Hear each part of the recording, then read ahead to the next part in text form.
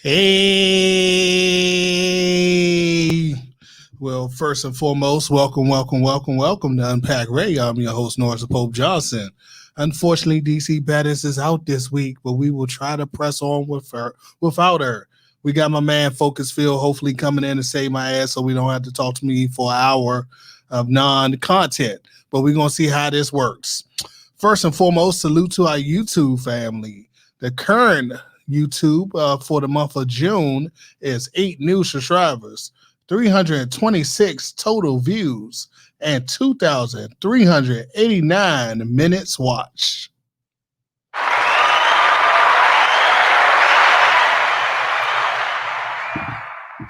And as we all know in this podcasting, YouTube, trying to get people to listen to your content game, it is very difficult to get someone to listen to what you're going to say for an hour of straight content, of nothing but just talking about the real issues that's going on in the community and hopefully solving someone's problem. Now, let's go into my little personal life. I just got back from South Kakalaki with my lovely other half, and I deeply enjoyed our crazy family. Shout out to John. Happy birthday. That's my brother-in-law, and he just now turned 60 years old. We went down there to celebrate his day of birth and give that man some love. And unfortunately, I don't have no crazy stories. Normally, I come back with some type of man law for my trips down to the South, because they always are very interesting down there. But unfortunately, I got nothing. Also, recently, I passed my federal gun permit, so I get to work another 6 months. And, hey, I did pretty well, 223. So, obviously, I can still shoot a little bit out here for all those gun lovers. Shout out to my man Trump with the best sound effects in the world. And, another personal note, I was just looking around, peeking around at all the little celebrity little fights. The Floyd versus Jake Paul, the Paul Lamar Odom versus Aaron Carter. U.S. currency can make you do anything in the world. They done put Tyler Perry back in the dress. They won't let Madea die. Damn, bro. You sign up for that shit for life. They gonna bury your ass in that fucking ugly ass fucking dress. Your ass gonna be laid out in Madea garb with that ugly ass dress on and a badass wig. And I hope you enjoy it. Unfortunately for you. Yeah, shout out to Carissa, man. She is the baddest woman on fucking earth right now. She's already 7-time Olympic gold medalist. She had like 8 championship belts, and now she has stepped to the world of PFL, and she's out there whooping ass. I mean, she was punching old girl in that face.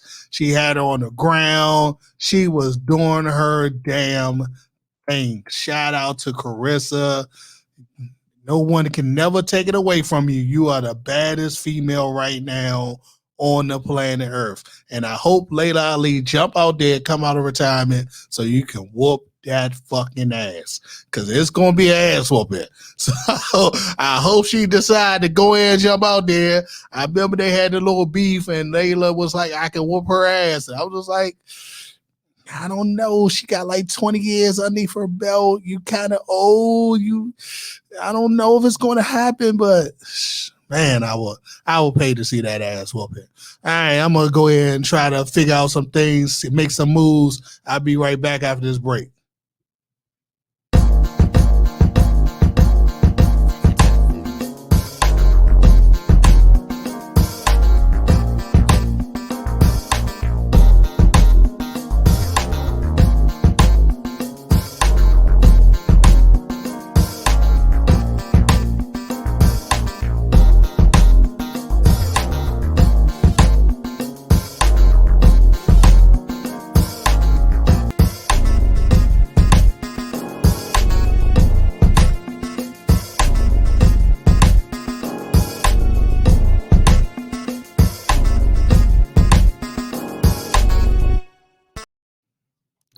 Hey, welcome back. And while we wait on my man Phil to come save us, I do have a issue. You know what I mean? My man, shout out to Coach Derek Clark from Clark Family Fitness.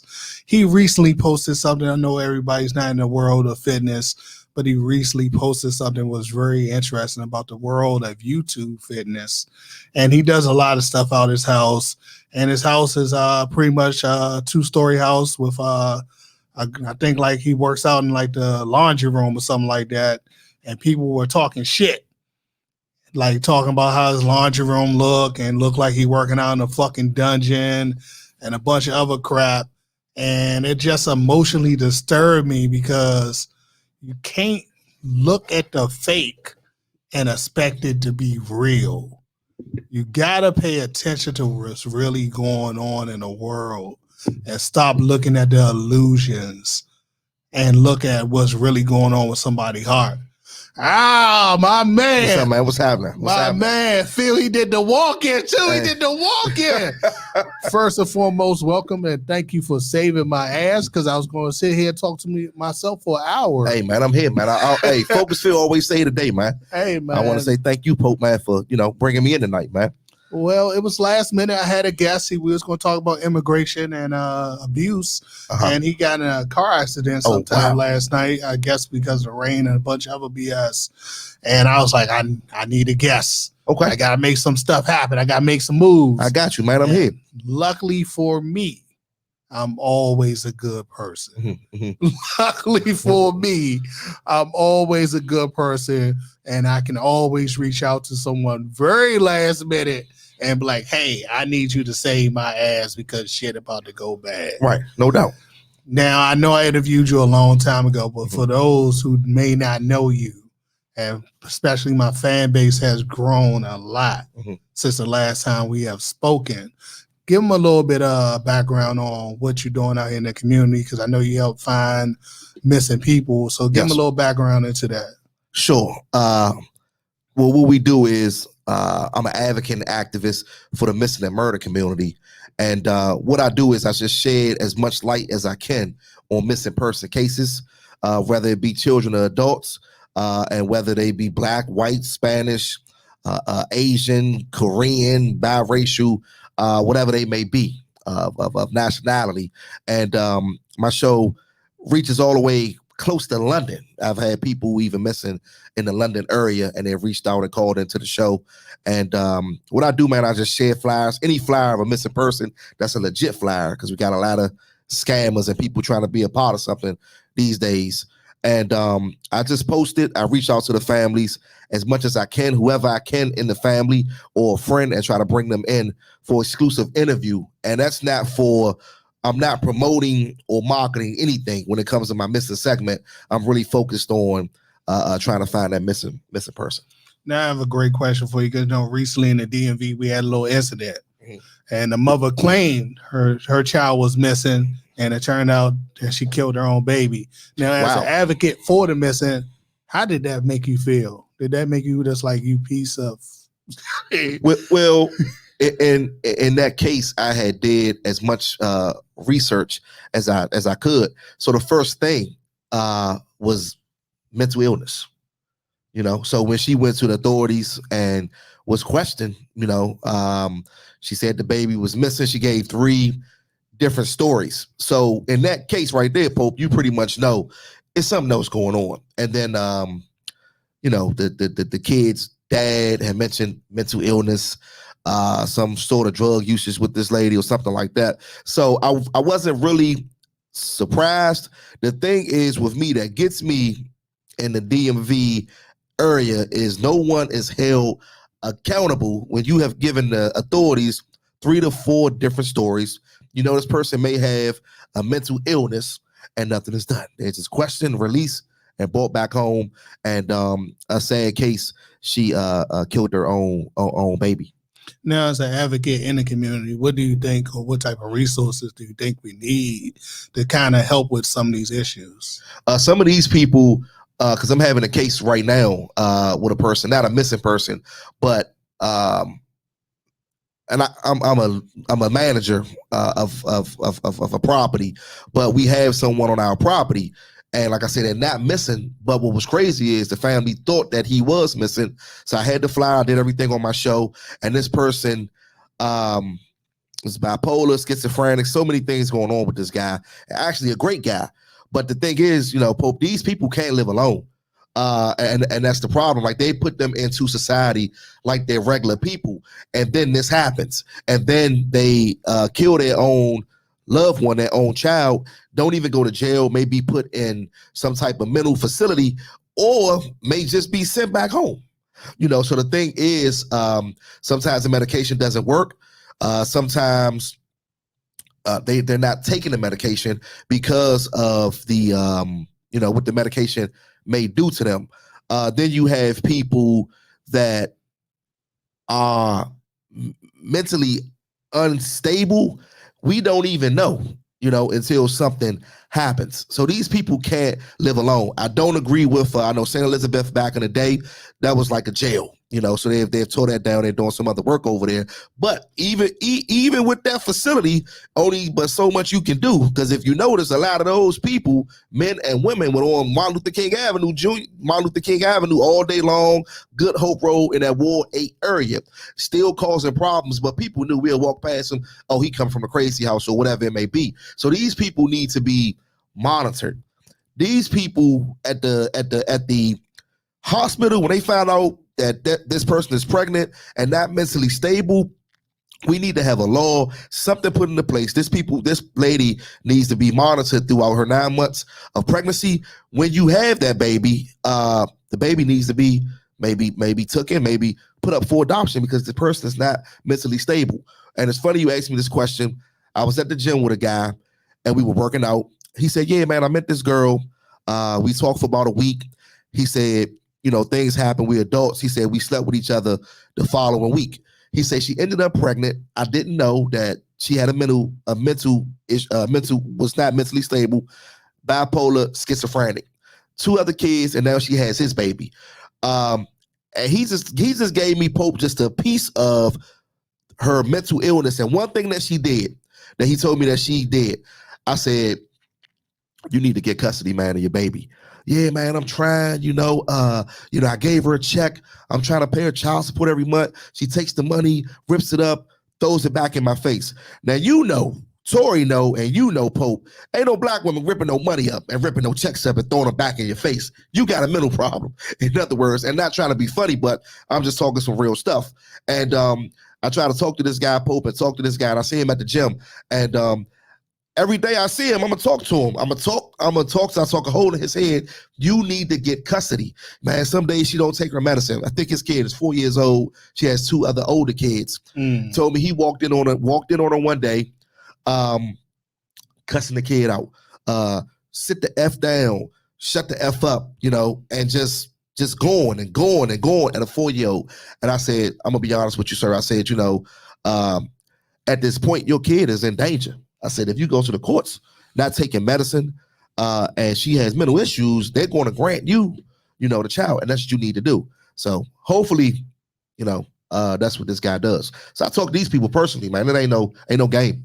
Well, unfortunately for that guy, I have a little bit of advice. I know it's a little bit late for him, but this is the advice I give my nephew. This is the advice I give any man out there in the world that's going to get in the game of sleeping with women.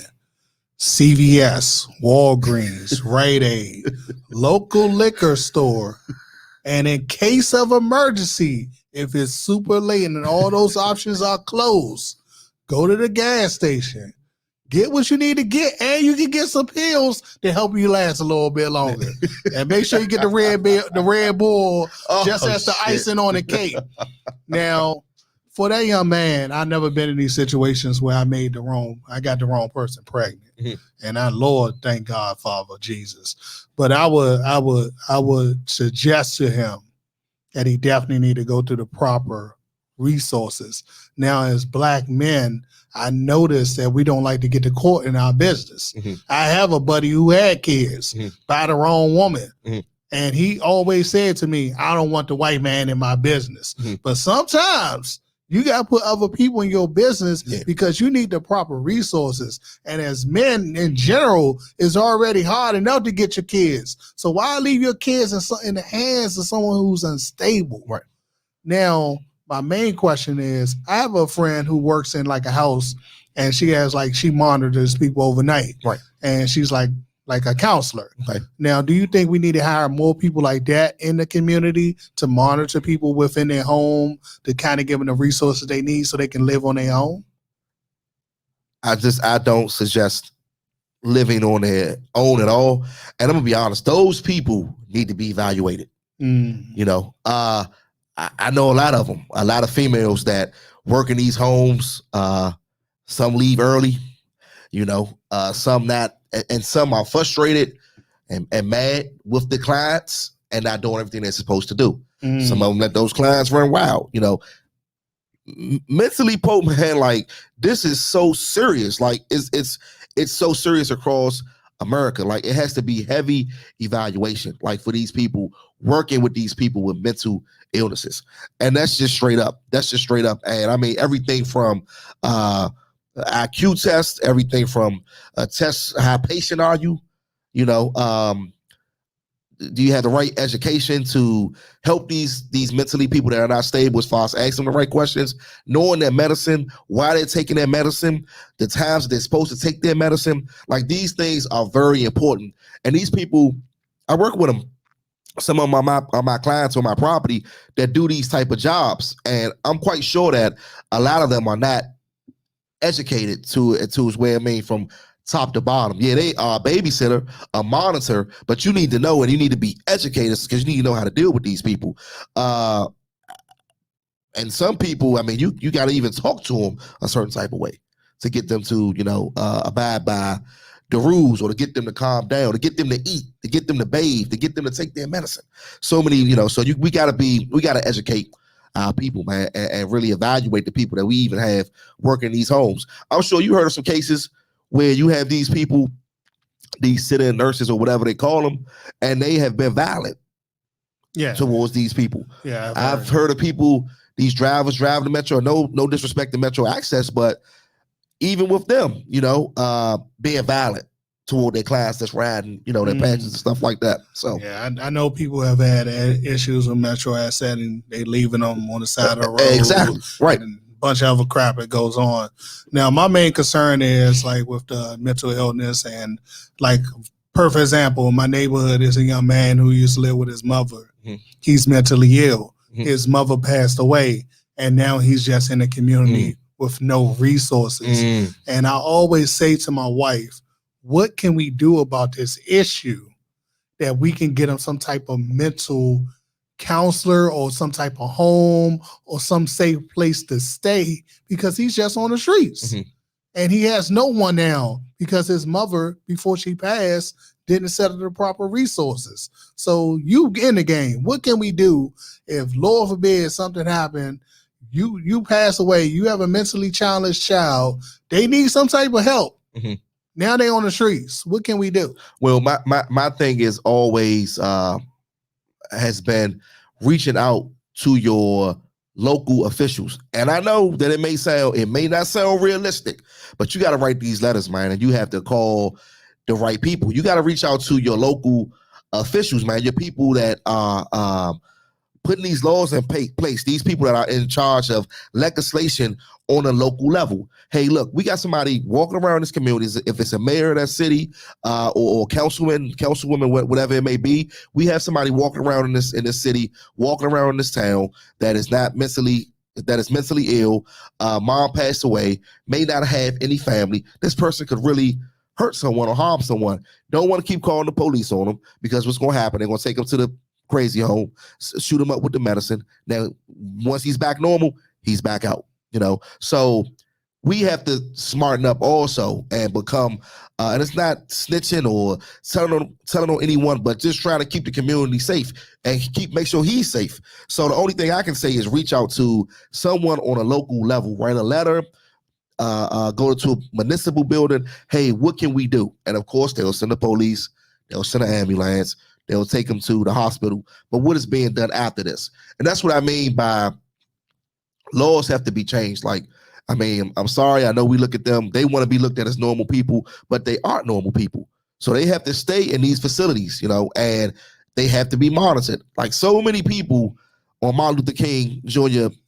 Avenue, it was so many people out there, and I was surprised. I'm like, and all of them out there, we call it lunching or tripping.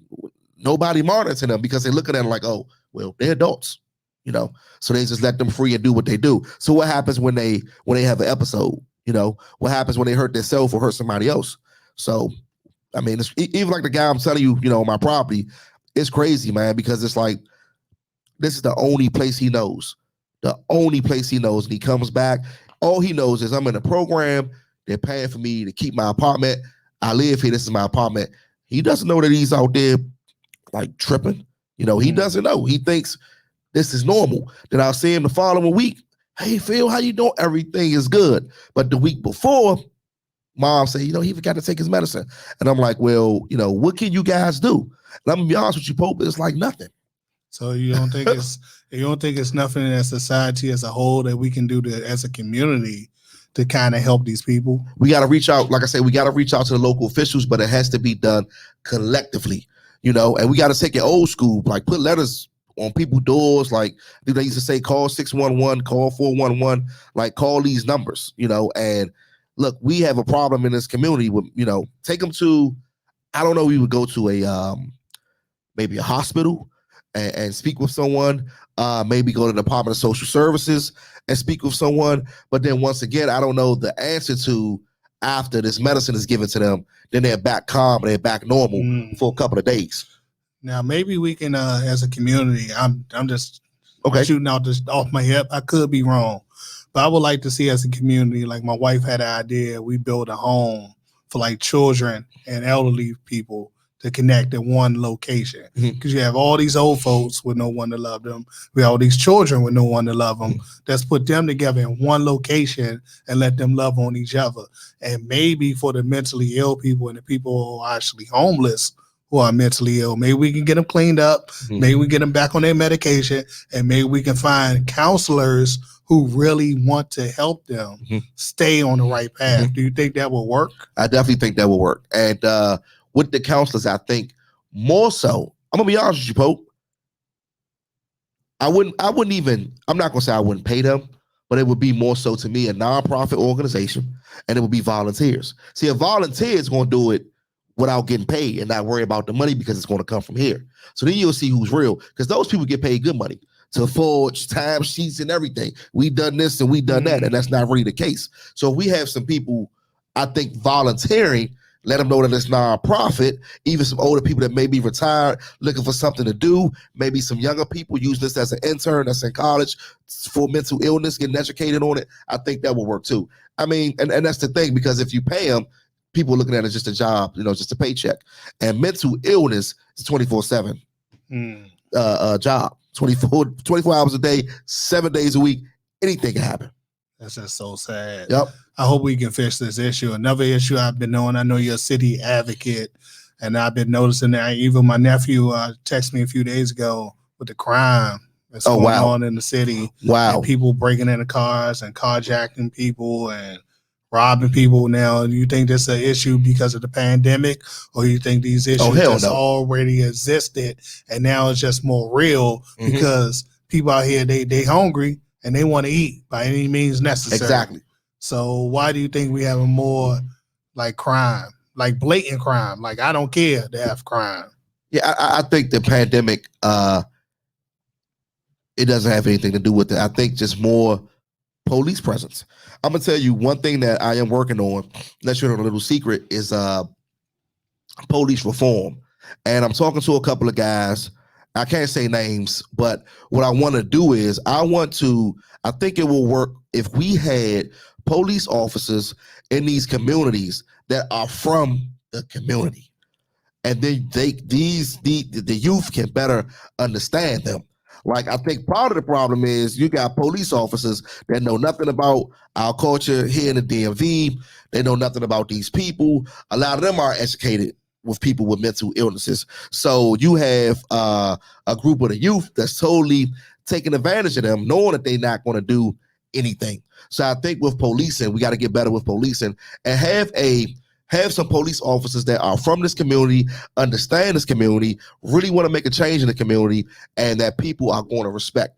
So it's a lack of respect for the elderly, just people, period, and a lack of respect for the police. I know Mayor Muriel Bowser is trying to get some type of law passed to get some funding to put more into advocating for gun violence. So I don't know exactly what those funds are going to be. I can tell it right now. People always like this is my lane because this is what I do for my living, and the whole gun violence issue really grinds my gears. I think we all in our 40s in this room, so we all can testify. We grew up in the good old 80s where I remember growing up in DC, you couldn't legally own a gun for a long time, but in my Cameron voice, niggas got shot every day, B. So I don't believe in gun control. What I believe in as a gun advocate is persons like yourself and my man over there, Trump, and legal gun ownership. If you know grandma might got a gun in her purse, you may think twice about robbing her. If you think Mr. Joe got a gun underneath his suit, you may think twice because at this point you know that person's going to be able to fight back. You don't want to fight someone who's going to fight back. You want the vulnerable. You want the weak. In every place where they have stern gun control, they have the highest crime. New York, you can't legally touch a gun, but yet people find their way of shooting in broad daylight. It's literally on the news. Somebody on broad daylight. Bow, bow, bow. You can't even go to a gun store and touch a gun unless you already have the license in New York. So I don't believe in gun control because they had the sternest gun control. What I believe in is responsible gun ownership.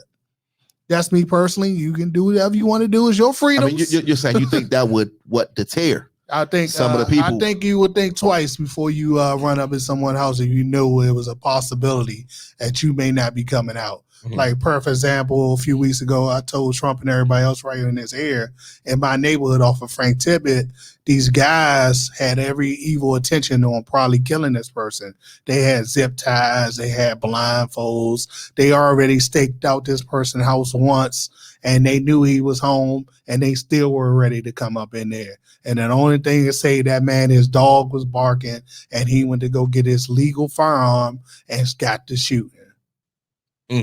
And he was able to save his life until at least the police arrived. So I don't believe in being unarmed. If you want to be unarmed, that is your right. Me personally, I'm a gun advocate. I believe in responsible gun ownership only because of your safety. Now, there are some issues I agree with, like crazy people they may not need guns. I mean, the youth, lock your shit up. You know what I mean? Common sense stuff, yes. But to the point where, let's just throw all the guns away. Nah, now, so what's the age limit, though? Because we got a lot of immature youth that's 18 and over. In Maryland, the legal gun ownership is 21 or above. But I put it like this. Right now, at 18 years old, you can go to the military. You can sign up to be Uncle Sam's soldier. And you're going to carry a gun during your tour of duty. So I don't believe if you're mature enough to go to war and fight and die possibly for this country, you're mature enough to own a gun on the legal streets. You're mature enough to drink, and you're mature enough to do everything else in the world. If I can sign you up, send you across the world, and say, go die for me. So you think 18 will be a legal age? You can legally go to the military. Or you can go to the military 17. You get a permit to sign off on it. Facts. So, you know what I mean? That's why I like this country and this city. I love DC. I grew up, I was raised in DC. And I remember I had options. I had the youth leadership program. I had Marion Berry making sure that we at least had a job. I had people like Reverend Frontroy who would come into the community and make sure everybody had some food. I had all these great people around the community to make sure that the community was okay. And something I'm noticing about now in this time, We don't have those type of people Nobody. Nope. going in the community, making sure the community okay. So maybe it's time for brothers like us to go back into our communities and give back to our communities and make sure some of these youngins just are okay. I mean, and making sure they can feel their feels. Like one of my boys, he got like the Now or Never program where you got people out there throwing on the gloves. Now, it's some concerns I have about that, but at least if someone get hurt, it's one-on-one. So it's a fair fight. Right. I mean, now they kind of, play the rules a little close. Like one time, I think they was like literally on the back alley somewhere. And if you have one good blow to the head, it's over. But at the end of the day, at least you're not shooting up the whole damn block. Right. It's my beef versus your beef, and I'm going up man on man against you. But the values gone, Pope, man. I mean, it's the youth raising the youth raising it, raising itself. They have lost street rules, right? This respect per it's not. They don't even know about it. They don't even understand. Like they can't fathom. The time back in the 80s, even though we were the highest murder capital at that time. But I'm talking about the respect as far as in the community, like with the youth, with the elderly. If you got a problem and you beefing. You remember back in the day, it was 2, 3 in the morning, you hear about a brother, getting killed or whatever it may be. And not that it was a good thing. I'm just saying that's when things like that happen. Not in broad daylight, man. You just pull up and you just start shooting 2 o'clock in the daytime, kids getting off a school bus, grandma walking in the house with the groceries. The level of respect is just lost totally. And that's why I asked for the age group when you say about the guns. Because if you get these youngers out here, you already know, Pope, legally with guns, 17, 18 years old, man, it's going to be some problems. Well, it's not going to be a good thing. Well, one thing about legal gun ownership is you got to go through so much shit to get the damn gun. Facts.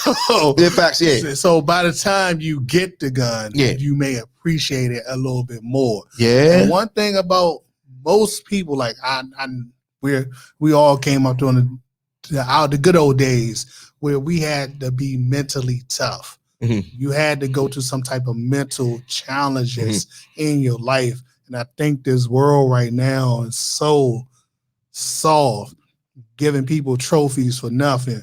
I was talking to a school teacher recently, and she has to pass a certain amount of people just so she can keep her job, and they may not have done nothing the whole daggone year. So it's so no child left behind program. It's so weird now that these things are happening. We keep on pushing people without them experiencing any type of losses or type of maturity. So therefore, if you don't make me mature, you don't make me tough, and then a little bit of words gonna make me go pick up a gun. Come on now. We grown men in this room. We'd have had. I've been jumped. I've been stabbed. I've been hit with baseball bats. I've been everywhere, baby. But at the end of the day, I never said once to myself, I'm going to go get a gun to solve these issues. You're right. I got these hands. I got these skills. I'm going to keep on pressing through. So I'm thinking maybe we need to just make these people want it. That's make them a little bit more tougher. Get a little bit more, get a little cojones. But the boxing thing is good. My man is doing very well with that program. That's a great program. Shout out to my man Patrick. He's doing very well. I'm seeing him move. He got bigger and bigger. He even got a little championship belt for people now. So every time I see him move, I'm like, that make me proud. Because one thing I hate is I realize I hate working for other people. I mean, all this week at work, I had a migraine because of all the BS that goes on in my work world. Hey, man, tell me about it. So I just realized I gotta hustle this. I gotta hustle stuff like that. I gotta make my 24 hours count for me. Now, one other issue I wanted to talk to you about, man, brother. Respect, you have the best guests I've ever seen in my life. I don't know who does your booking, but you are on fire. On fire. I appreciate you, man. So, man, what made you want to start the podcast up again? And welcome to Rep, by the way. Oh yeah, definitely. Like I said, I'm heavy into music. Music is my number one passion. Of course, I like conversating. I like communicating. Anything media, I'm into. And I always say this: some people don't read. They can't. They don't read or they can't read. But one thing they will do is pick up a cell phone or hop on that computer. And these days, man, this is the new wave. The podcast, radio is gonna soon be obsolete. TV will soon be obsolete, and you're gonna have to log on. So log on to Rip Radio every other Sunday for the Focus Radio show with Phocus Phil, and Unpack Radio right here, man, on Fridays with the Pope. And that's just what it is, man. And I'm telling you, Pope, just sit back and look at how many shows is this going to come from your show, and you'll never get gratitude for it. They'll never come back and say, "Oh man, I say Unpack Radio, I wanted to do a show." It'll never be that, especially in the DMV. They may try to steal your idea. The next show that you see, I guarantee you, to be about gun advocacy or missing people, which is cool because we're just bringing awareness. But the main thing, I just like to keep people informed, educate as much as I can, but do it on a level where you can understand it. Not using big words, not telling you to go read a book with 3,000 pages, but listen to me for 1 hour. And what can you take out of this? Well, one thing I realized about the podcast or information game is, man, it's hard. It's hard to get someone to sit down and listen to what you got to say for an hour. Yeah. It's very hard. Especially positive stuff. Oh, yeah. You know what I mean? Especially positive stuff. Like, shout out to Kwame Brown. He has blown up overnight. You know what I mean? I don't have no problem with the man. Content is not for me. But at the end of the day, I'm not feeding into no negativity. Now, that's you said who? Kwame Brown. He recently he blew up, like a former #1 draft pick. He had a little issue on All the Smoke podcast where they called him out for his gameplay. He had. You talking about Jordan protege? Yeah. Okay. He went left, and then my favorite thing, even though I don't like this man personally, I hate him, but Stephen A. Smith gave him the shot of all shots when he said, "We not even gonna talk about people personal life. We gonna talk about basketball." Oh, he shot, bow. Hey, Pope, but I say that man had so many clips of mistakes, But at the end of the day, man, this is how I look at success, right? We all look at success different, right? A guy told me, man, shout out to Super Tim. You probably heard of Super Tim. He do his thing, Super Radio. The Trump haters and the non-Trump supporters. He said, but Phil, think about it. Trump made president. I said, yeah, So we got to look at success in different ways. Like Kwame Brown, he made it. He did make it to the NBA. He was a Michael Jordan protege, but it just didn't work out, And now almost 17 years later, right? Yeah. Still getting clowned. But anyway, he made it though. So we gotta look at different. It's different. Success is different, man, to everyone. That's how I look at it. I never really liked this game. I thought that Jordan had made a mistake, with Brown, man, with Kwame. But I don't know, man. I'm not by that time I was kind of fading out of basketball, but like a lot of people you played football though. A lot of people really talk bad about Jordan and as a teammate. Like I remember one time Steve Kerr said he punched him in the face for missing a shot or something. Mm-hmm. So if you that type of person as a teammate, you can imagine what type of scrutiny you're gonna be under. And this dude trying to hold on to his legacy, right? And then he's trying to, I guess, build up a franchise, and it's just not going to work. Now, my final questions to you, because it's been a while, so I'm trying to give my fan base as much information as possible. Mm-hmm. What made you want to get into finding missing people? Because I know the story, but maybe they don't know the story. Sure. Relisha Rudd went missing 2014 from the D.C. General Homeless Shelter at that time. And I always say it, last seen with a 51-year-old creep named Khalil Tatum, who killed his wife, later killed himself, and June the 11th, 2021, still no signs of Relisha Rudd.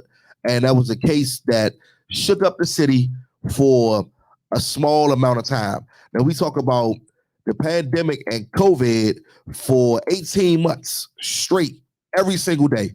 But the missing people, especially the Black and brown people, as they call us, which we are, You may get one flyer on the news, you may get one report about it, but you don't hear about it again.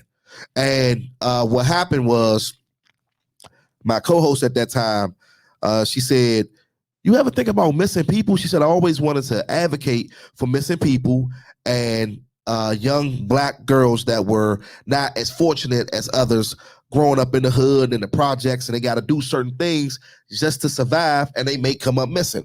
Meaning they may have to steal, they may have to rob, they may have to prostitute because they got put out of a home, they're being abused, sexually abused, parents may be on drugs, whatever it may be, may have gotten pregnant, don't want to tell their parents, maybe messing with an older guy. All these issues are going on with our youth, man, in our city, and we don't even know about it, So I said, wow, missing people. So what I did, Pope, I just started Henderson Long, all these cases, man, Unique Harris. I was just looking at these cases. I'm like, damn, all these people went missing in DC and haven't been found. And then I went back and I started talking to Religious Rudd family. And they just started telling me all this wild shit. And I'm like, what? What happened? I go back, I start seeing the clips. And I'm like, so hold up. The mother is giving her 8-year-old daughter to the janitor in the DC General Homeless Shelter. He ends up killing his wife, killing himself. But where's this 8-year-old girl? Then I started thinking to myself, well, why did he kill himself? This is a guy that was a 10-year felon, drug charges, criminal charges. I don't even know how he got hired at the DC General Homeless Shelter. So the ball was just dropped on so many different levels. And it was crazy. So I'm doing the show. I look at channel 9. They still one of my news clips, 3 minutes long. I say, look, you guys weren't even talking about this story. You talked about it a few times, and that was it. The DC chief of police, I want to say Kathy Lanier, at that time, she even retired after this case. Like, that's how powerful and stressful this case was. And they stole my clip. And I called them. Of course, I'm calling them. I'm emailing them. I'm like, hey, y'all gotta interview me, man, at Kenilworth Park in reference to this story. We gotta bring it back to light. So that's what they did. I said, or else I'm seeking attorney because you basically stole my clip, which was copywritten, and we either going to interview about this Felicia Rudd case and bring it back to light, or I'm going to call my attorney. So they interview me, and man, next thing you know, Pope, we're doing search parties, man, for Felicia Rudd. I went as far as going to Rock Creek Park, man, and doing digging. This is no joke in reference to Felicia Rudd because we thought we had a tip, which didn't pan out. Kenilworth Avenue, going to these hotels, doing small mini documentaries, and that's what really had gotten me to looking into more missing people. And then after that, I did Terrence Woods. He went missing from Idaho. The only Black guy with 13 other film directors shooting a film on gold mines in Idaho. He goes missing.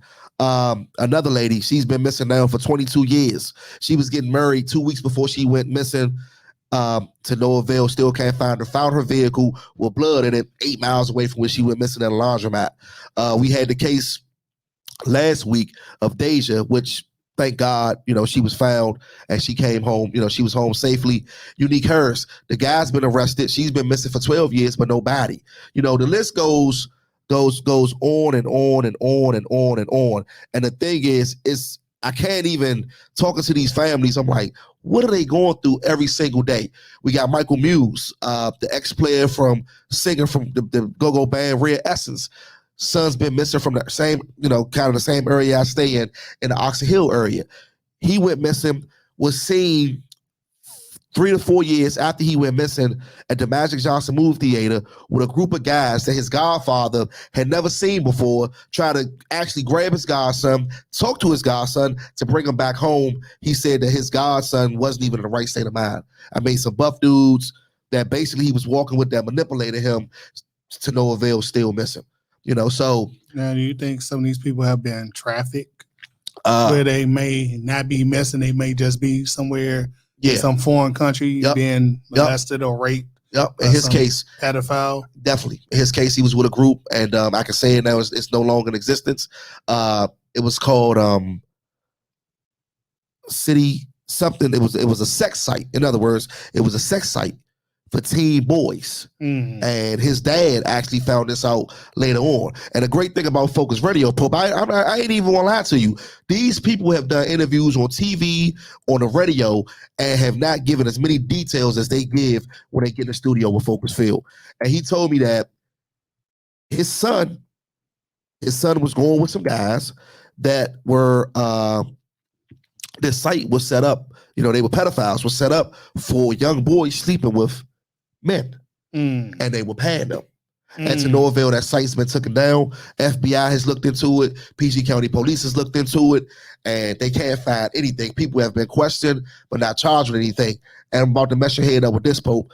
Same time, Christian Muse went missing. 16 other boys that were on that site went missing. Jesus, Father God. So I'm assuming probably these Melissa Rudd have been trafficked, and they probably definitely. Melissa Rudd, I don't think that she was trafficking. I think that that's probably a murder. I think that sure somewhere. Yeah, they was on his ass, and he already went to jail. He was going to jail for life. Yeah, behind this, he probably the pressure came. He went to that hotel, spoke to his wife. She knew what was going on. You better get this little girl back before I tell. And he killed himself. He wasn't going back to jail. He's a coward. Write a note. Get that little girl back. Just drop her off somewhere. So a lot of cases, man. Like I told you before when I came on your show last time, 650,000 Black women, and that's the only that we know about that's reported, are missing to this day. Jesus. Even with us, man, strong, handsome guys like us, organ trafficking. Shit is real, man. All right, man. That young man who, remember the young man who ended up in the gym accidentally? Rolled up in the back. And then his organs were allegedly missing. Yep. That case still concerns me. The young lady who walked into a freezer by some type of circumstances. In Chicago. That case concerns me. Exactly. So there are cases out there that really do hey, man, I pray God keep me safe because you never know who may be watching you. And as tough as you may think you are, you can't do nothing when they shoot you up with a needle and put your ass to sleep. Man, not at all. And I tell everybody, be careful. We got these, and we get into our, we get into our man thing, we feel like we're just so protected. Like you said, somebody comes to you with a gun, put a gun in your head, snatch you up, and take what you're going to do. And then another thing is that when you another thing, this is what somebody told me. Don't quote me on this, but I thought about it. They said when you go to NVA and they said you put on your driver's license or ID, I want to be an organ donor. They said your date that's in the database with your address, your picture, age. They got your social security number and everything. I mean, and we can't trust our government.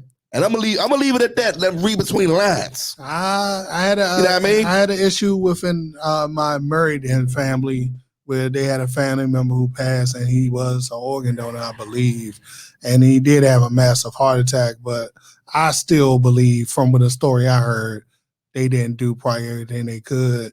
But it was concerning to me. It was very concerning. And I do have on my driver's license that I am an organ donor, which I am thinking about my next renewal, taking that shit the fuck off. So at the end of the day, I don't want you. You know before that. I'm just. They're not gonna ask you this time, Pope. It's already gonna be on there. Because I was telling my other half after hearing that story and hearing literally the funeral director said if it wasn't like a family friend, he had to work to put the young man back in the correct conditions so the family can view him. And this is my wife's family. So it was just sad to hear that type of story. And the funeral director had to put in extra work because that's how badly they cut this young man to take his organs. It was very I'm giving side eye for organs, and you never know what type of millionaire about to go and I need this heart. I don't care what you got to do to get me this heart. I want it. So in closing, I got a guest probably about to sign in a few minutes online, but in closing, what do you have to say to the pedophiles, to the creep mofo out there who wants to kidnap someone from their house and take advantage of them? What do you have to say to that type of person? Because I got something to say to him when you finish. All I can say is all I can say is, man, get some help. What else can we say to them? No, they already gone. Like, get some help. Another thing, I don't know, man. It's so deep because what has that person been through that's a pedophile or a kidnapper? What can we tell them? I mean, because whatever we tell them, it's not going to help because it's in them. I would just say, get some help. Go tell somebody, that you have this problem. Go tell somebody you're thinking about kidnapping and killing a kid. I mean, go tell somebody you're thinking about sexually molesting an underage, child. Only thing I would say is get some help. I don't know what I would do, honestly, if that was to happen to one of my family members. I mean, because you're totally violating. I don't want to hear anything about it's a mental issue. This person is mentally ill. It just wouldn't sit well with me at all. It's nothing that you could tell me. And I know your guest got to come, but Ashanti Billy, like, it took everything, man, for her dad, I really believe, not to kill this guy. I don't know if you remember the story, but she went missing. She was from here. She was a college student going to school in North Carolina, and they found her body, and she had no clothes on behind a church. And this guy was mentally ill, retired military vet, drove her car around with her body in it, dumped her off, at a church. And the dad came on my show. And Mr. Billy, he came on the show. I think it really took everything out of him not to kill that guy. I'm gonna be straight up with you, and only because of the legal system, and he's ex military. So, man, a lot of these cats, man, they just really get lucky because they don't know, who they really messing with when you're damaging a child or a person for life. All right, in closing, all I gotta say, man, thank you, Father God, for grace and mercy. Because, like, even with the whole R. Kelly situation, I was watching the little Surviving R. Kelly Would Ever Have. And, like, one dude came on there and said R. Kelly disappeared with his 17-year-old daughter. And he went to the hotel and they wouldn't give his daughter back to him. And I'm just like, there's no security in the world. If I had a 17-year-old daughter, 17-year-old son, and some grown man takes my child somewhere without my permission, you do not have enough security or police officers in the world. You are a dead man to me. Now, I will put myself in jail and deal with those consequences. But as a man, I cannot see myself allowing anyone to do anything to my family, and there's no type of repercussions.